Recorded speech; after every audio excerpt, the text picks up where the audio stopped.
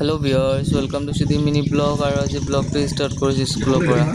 এইটো মোৰ ফাৰ্ষ্ট পিৰিয়ডৰ সময় যেতিয়া মই ক্লাছত যাওঁ ইয়াৰ আগত আৰু ইয়াৰ পিছতে আজি একচুৱেলি আছিলে ৱৰ্ল্ড নো তাম্বাকু ডে আৰু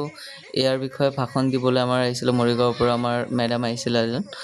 দুজনী মেডাম আহিছিলে এজন ডক্টৰ আছিলে আৰু এজন মেডাম আহিছিলে সেই মেডাম দুজনে ভাষণ দিলে যে কিয় আমাৰ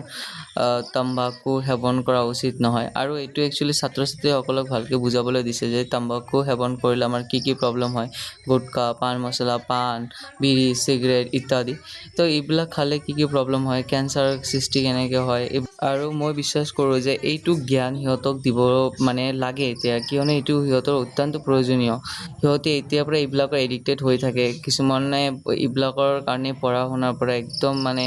আঁতৰি গৈ থাকে সৰু বয়সতে ইমান বেমাৰ আজাৰ হৈ থাকে এতিয়া এইটো যাতে নহয় ইয়াৰ কাৰণে শপত গ্ৰহণ এটা কাৰ্যসূচী হাতত লৈছিলে আমাৰ স্কুলৰ পৰা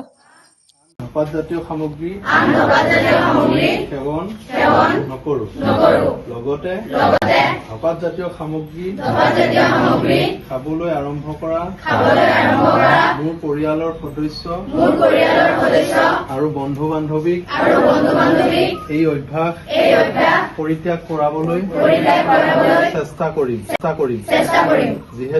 আৰু শপত গ্ৰহণ শেষ হোৱাৰ পিছত স্কুল ছুটি হোৱাৰ পিছত মই আহিলোঁ ৰুমত আহি কিনে এটা নিমন্ত্ৰণ আছিলে তাত গৈছিলোঁ